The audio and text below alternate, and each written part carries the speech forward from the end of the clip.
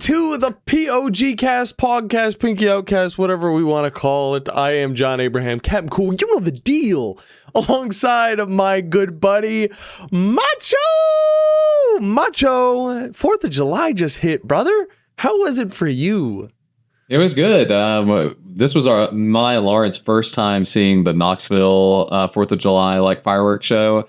And it was really big. I don't think I've seen another one like that big. I've seen a few in Florida, but really only been to the Winchester one that we usually go to every year. And it was super cool. We went down near the river where we got engaged and just kind of camped out for a while, played cards, and they shot them off so close to us. I was not prepared for just how close and how high it was going to be. That is hilarious because me and the big Johannes got together this past weekend, and let's just say we may or may not have joined in on a little football game with a bunch of randomly aged people. There was just there were kids running around. There was a guy with not a lot of hair, and he was just an old random dude. And we straight up played a football game, and Jones was talking about his calf and how it felt like it was going to explode. I was like, this probably isn't a good idea. And Jones being Jones, he decided to jump right in. Turns out we were right next to where the fireworks were shooting off. We were past the fence to where it's you're not supposed to really be there. But Joe was also doing his radio show right next to it, so we kind of just had to drop off something for him. We played a football game. We both scored touchdowns, and we ended up super sweaty. And then we got to experience the fireworks show in Winchester. It's the fireworks show in Winchester. I mean, that's about what you'll get. You get the same thing every year, and the closer you are, the better it is, I feel like. So yeah, it's a classic for sure, especially with the lake being right there. I feel like that really adds to the vibe. One year we've got to get out on a boat. I guess now that Jones has his boating license, we need to get out there on his little boat. Well, now hold up now. I don't think he's got it yet. He was telling me yesterday that he's failed it 4 times, but you can take it as many times as you want, so he's just going to keep spamming it. He took a mock test in the car yesterday, and I was just like, this guy. But there is a lot of stuff about boating that I didn't know was actually that difficult to understand, I guess. But I couldn't have answered any of the questions because when he was asking, me what's up with it, I was like, dude, is this algebra? What was it? I think it was a POW. I heard a POW maybe a few times. I was like, prisoner of war. I think you're not giving me much confidence in our captain that's about to be sailing us around. Well, let's just say he was getting better as he was doing the test 1,000 times. So I'm looking forward to that. We almost actually went on the boat this past weekend. But I was like, no. We got to hold it off. The first experience we're going to have is when we shoot the gang episode 7, 8. What are we on? I think we're on now? 8. I think this will be 8. Nice. Well, hey, maybe it's one of those, or you go ahead. No, you can go. You can go. I was just going to say, maybe it's one of those things where the test is all the book knowledge, but maybe it doesn't have as much to do with the practical driving of the boat. So hopefully I'll hope on that he could drive fine. Maybe it's just the rules of the road, so to speak, that he is struggling with. There's a lot of dinghies out there in the water, Macho. And then there's also colors that the boats have, the red and the blue, or the red and the green and stuff like that. I'm just like, man, I don't know what the Christmas tree colors look like, what they do, It's wide open out there. As long as we don't crash into anybody or anything, hopefully we'll survive. I'm thinking we do end up actually crashing it, and then just instead of special effects, we just literally sink the boat. It's like Boats and Hose, that video from the Step Brothers movie. Boats and hose, boats and hose. I don't remember the rest of the lyrics though. That's about it. But this is interesting though with the boat and the whole idea we have for this upcoming episode, because we've had episodes in our minds, back and forth discussion about we got to get on the water, we got to do some things, 2 other times in the past, and one of them consisted of us jumping off of a bridge onto a jet ski. Yeah, we were a little ambitious back then, Macho. We still a little bit are, but we might need a canoe or something, a kayak maybe to be with a person in it recording, getting those outside shots. Me and Lauren got the 2 kayaks, so we could. Nice. I don't know how they'll ride going 3 hours like that, but I don't think it would be a problem. Maybe we can bring him down and get all the B-roll shots of the boat from the kayaks. Yeah, I think we got plenty of kayaks. If the drone was able to get fixed before then, that'd be a game changer. Macho, you borrow any drones from UT? Just stealing all the equipment.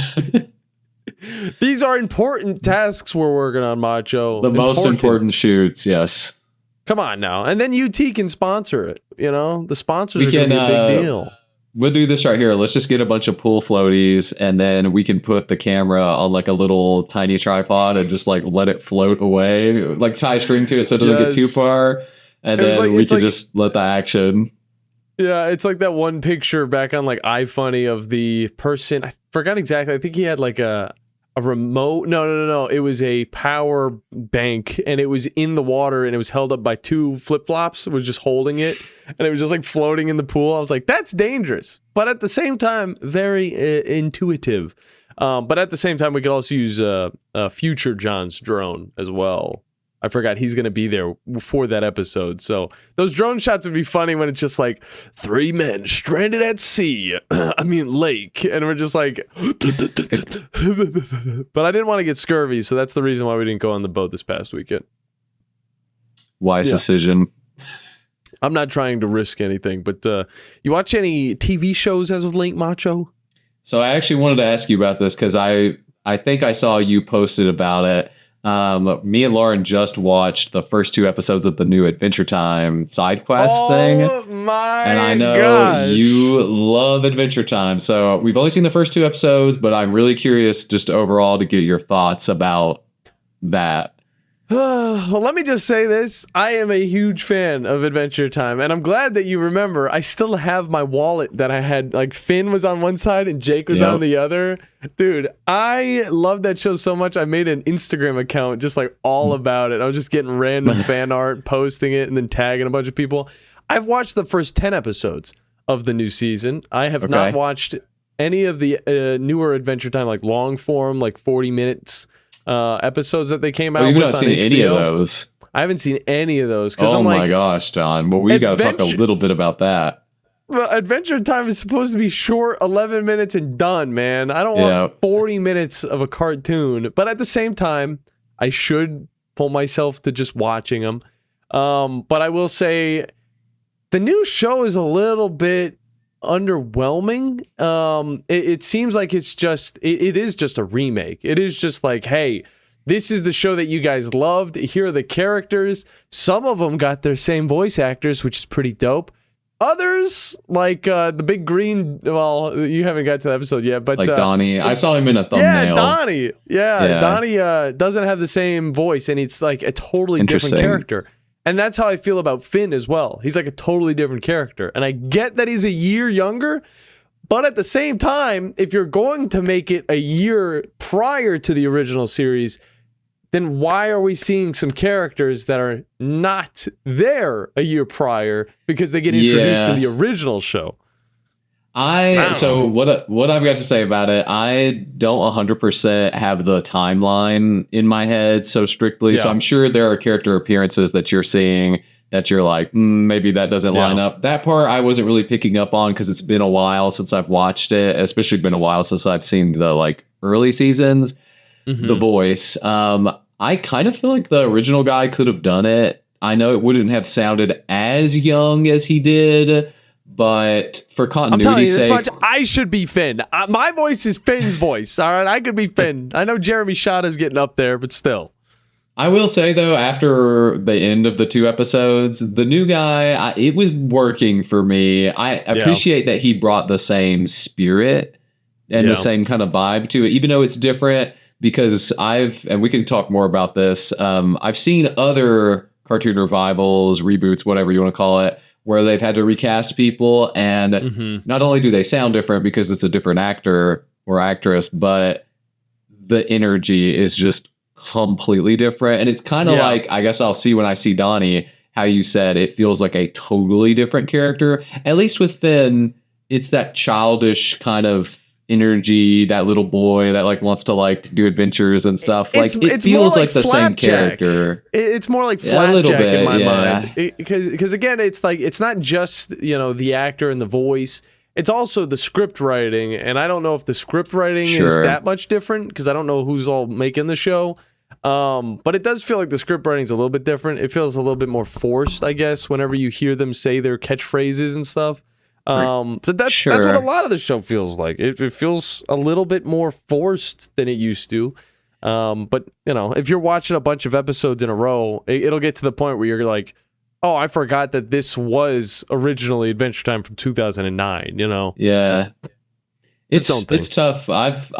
We pretty enjoyed it, at least the first 2 episodes so far. I will say I like the earlier seasons of the actual show where it is a little bit more goofy and the stakes are not so high. So I think that part's appealing to me. I like the animation. I know it's very different, but as its own thing, it's creative and cool in a different way. I know it's not the same as actual Adventure Time. So I can appreciate what they're doing. I don't know if it's totally necessary. It's fun, but I can understand where fans of the OG Adventure Time would kind of not jive with it as well. Another thing that I've kind of seen from it is that each episode, it like introduces something, and then in the episode following that one, it kind of is like, remember the Graybles episodes? You know, like we get the 5 Graybles. Like there's always a theme, and that's what I feel like. There's a theme with all of these episodes. They kind of connect in a way. So it's like they introduce a character, and then it's like back to back, they have that character again, or like a certain thing just shows up again. It is interesting, and I'd like to talk with you a little bit more as you get throughout it. And I also don't want to spoil anything. Not that it really matters if you get spoiled on this because it's episodic. Well, I will say it was good enough to make me and Lauren both want to like watch it a little bit more. I think it does help that it is so short because we've been watching a lot more like long stuff. Like we just got finished watching Better Call Saul, and it's great, but it's like it's got some stressful moments, and they're all 45 minutes long, so it's a long show. But yeah, Adventure Time's been good. You really, more so the news here is you got to see the Distant Lands thing, because there's some of them are kind of random, but there's one episode that is fully Finn and Jake like focused. Yeah. Can I watch just that one and the Princess Bubblegum and Marceline? You could do that. I actually think I haven't seen, I think there's 4 of them, and I don't think I've seen the last one. But at least the one with Finn and Jake, in my opinion, that is a must watch. I don't know how you felt about the ending of the actual show, but that episode, to me, is the real ending of Adventure Time. I'm just saying it. That Distant Land episode of Finn and Jake, it added so much more to the finale of the main show.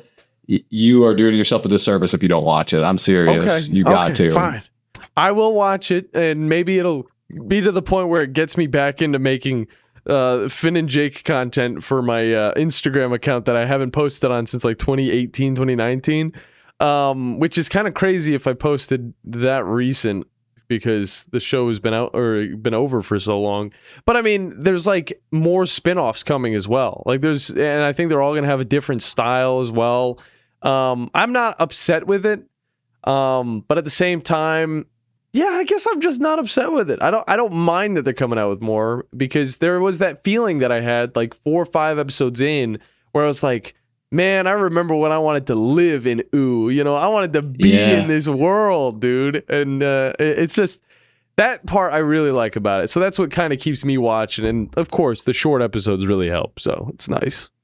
It's kind of a double-edged.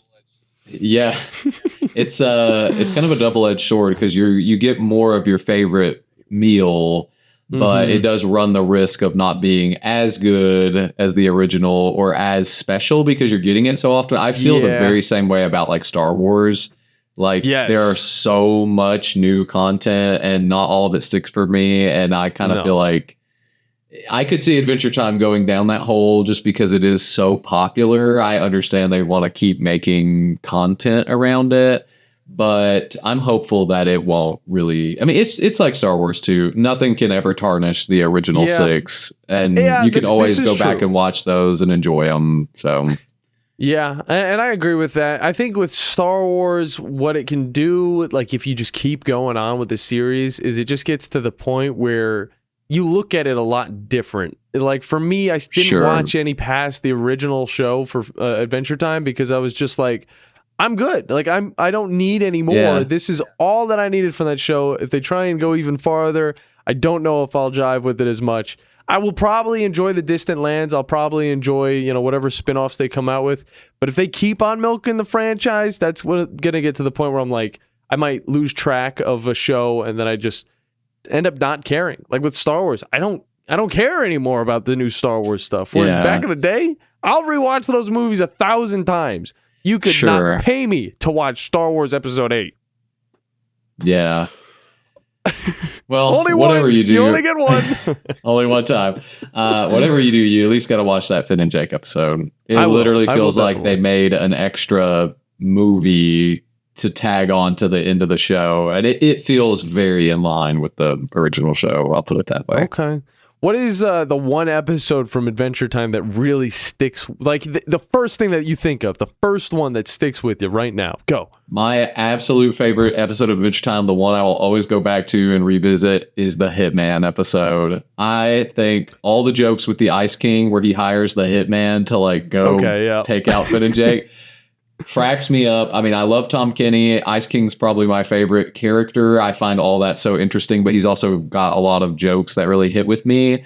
And I just feel like the jokes are so good in that episode, and it is the funniest one to me. It's my favorite. What about you?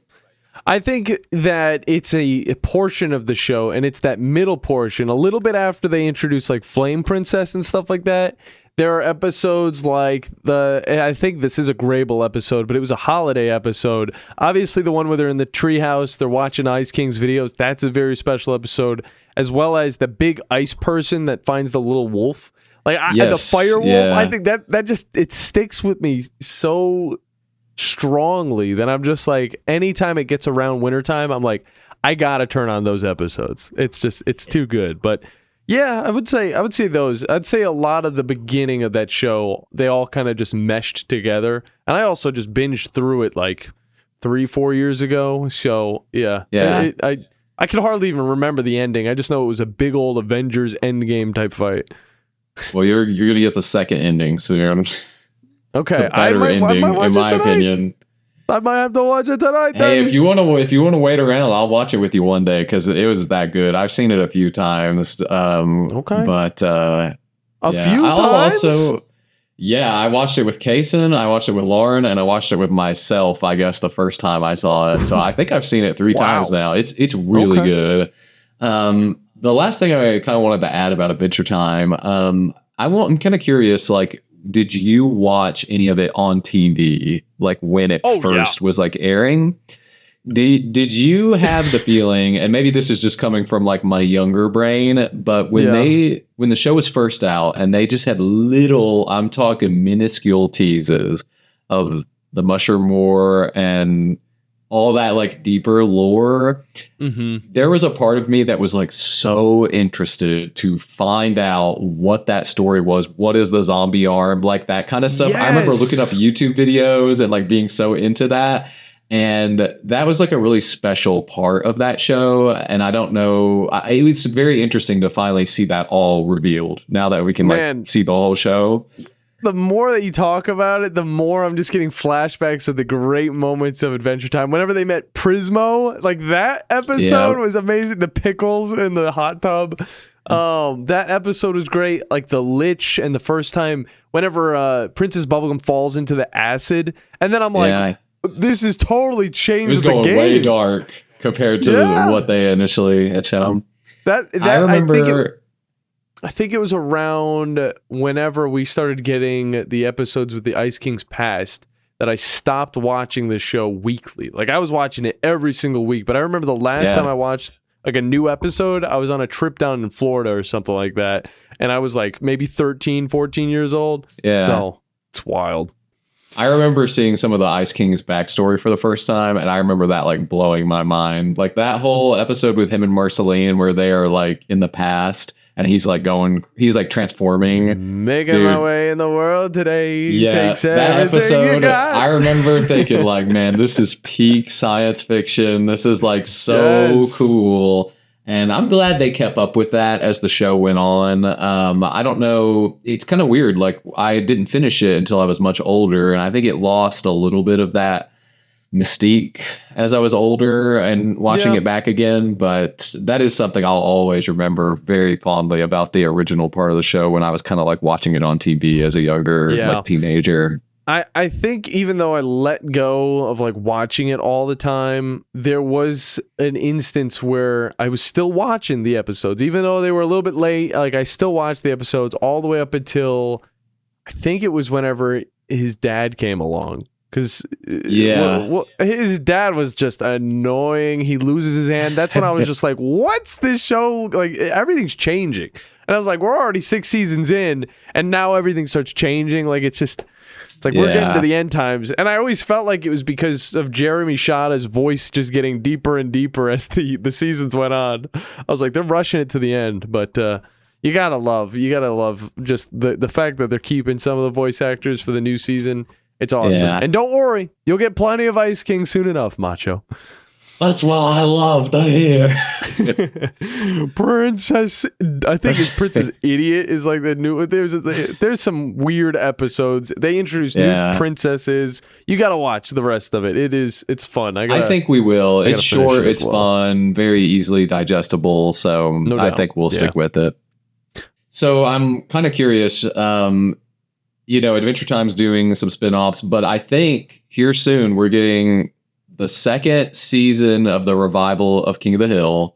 We're getting new adventure or new regular show, new Amazing World of Gumball. I mean, there's a lot of shows that are doing revivals, reboots, like whatever you want to name it.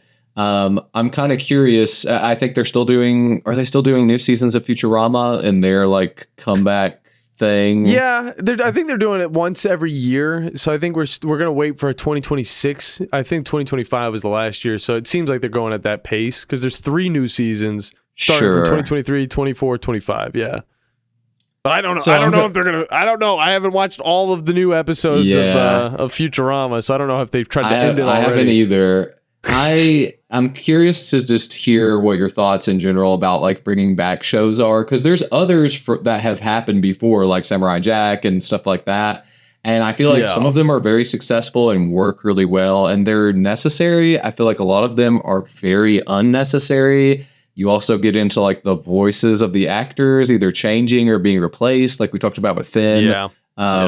Which ones worked for you? Which ones didn't? Just very briefly, what do you think? Well, I don't know if I could even name, like, I'd need more of like, I'd need a computer to show me all of the remakes. But I remember when they came back with the Powerpuff Girls, and I was just like, why? Why are we doing this? Like, if a show is just way past its prime, way past its time, it gets me thinking, like, does anybody actually want more of this in this style, like another type of cartoon version of it? Because it never worked with Ben 10. I didn't think it ever worked with Ben 10. I love the original. I don't care about any of the new stuff.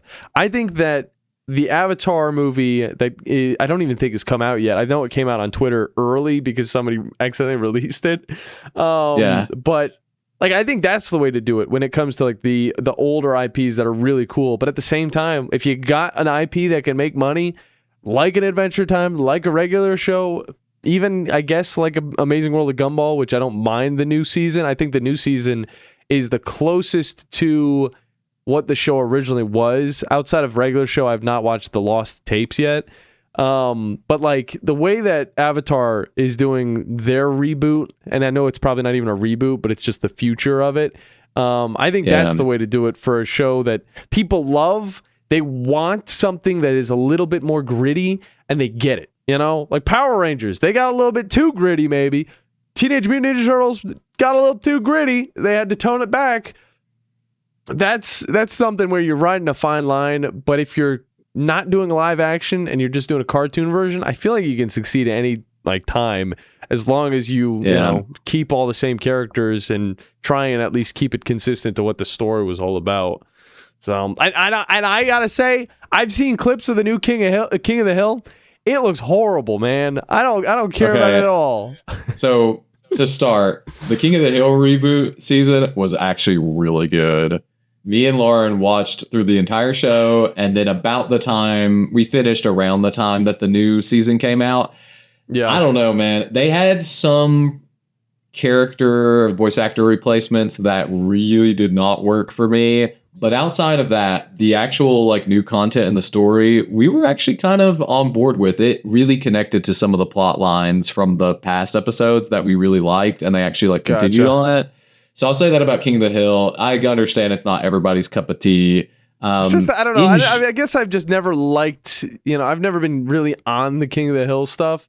There are a few episodes that I do like, but a lot of it I just was like, I don't really care. It's King of the Hill. I'm not gonna watch this. We had watched the whole show like right before. Yeah. See, we're definitely more Simpsons than King of the Hill. We're not really into South Park, Family Guy, the American Dad. Like we don't watch those ones as much. We meet in the middle with the South Park, but I do like a good viewing of American Dad or Family Guy, just because it again is one of those shows where you just turn off your brain and you get a giggle every once in a while. Maybe not in the new episodes, but it's still just like, if I ever saw it on, I was like, my parents aren't here. I'll just turn this one on, watch it for a little bit, and then my parents walk in and I got to change the channel instantly. I'm just like, they can't see me watching luckily, this. If you're a Simpsons fan, like my parents were really cool with that. My dad really likes The Simpsons, so it was something we could watch together. And King of the Hill has been more something me and Lauren have been able to like watch together, so that's been good.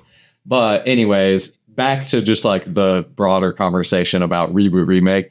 I think 1000% if they're just recreating the show in a different style, just like rebooting it like Powerpuff Girls or Teen Titans, I don't care about that at all. I think adding to the story, whether it be prequel, sequel, whatever, is definitely the way to go. That being said, it's not warranted for every single show. I think the King of the Hill one has worked okay. One I think was really great was Samurai Jack. It needed an ending. Like he never got back to the past in the original show. And just to leave that thread hanging when it was like the main goal of the show.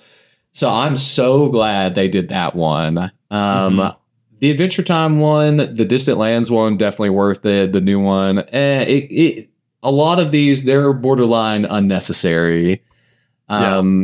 Futurama, I feel like some of they brought it back so many times. I think after they did the episode with the time travel, or the time standstill type thing. Yeah, Fry falling off the planet and all, or falling off the building and all that stuff. That was a good place to end. And the little bits I've seen of the new seasons past that, I just don't feel like they had anything substantial really to add to it. But I might be wrong. I haven't watched it all.